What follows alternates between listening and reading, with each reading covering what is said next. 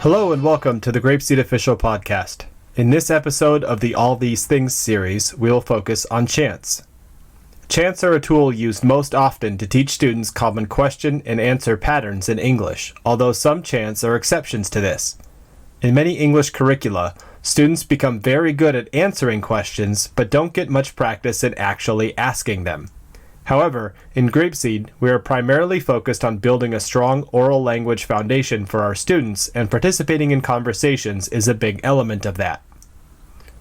Chants start in Unit 3, and there will be one chant per unit in the beginning. Eventually, you will find that there are multiple chants in a unit as we continue to build on the complexity of the foundation our students have gained.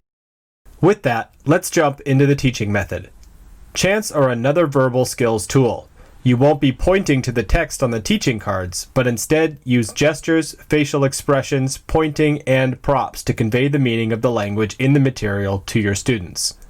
In the beginning of a unit, you will notice that your lesson plan calls for you to say the chant in its entirety to your students. This means you will be teaching the questions and answers together to your students as a set.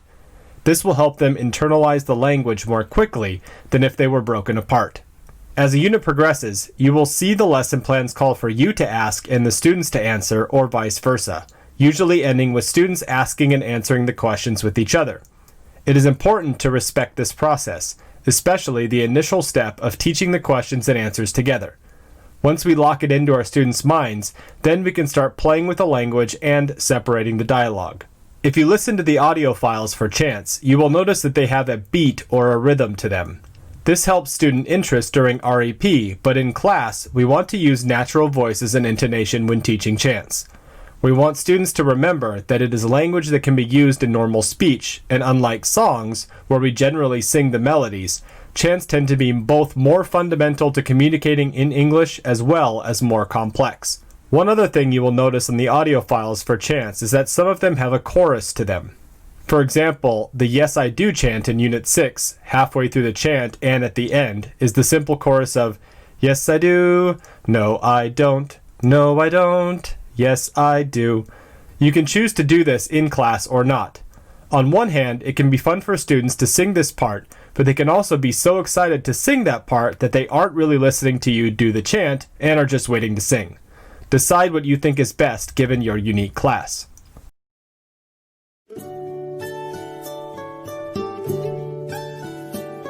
Goodbye, my friends, goodbye. I'm sad to say goodbye. It was a good day, but now I will say goodbye, my friends, goodbye.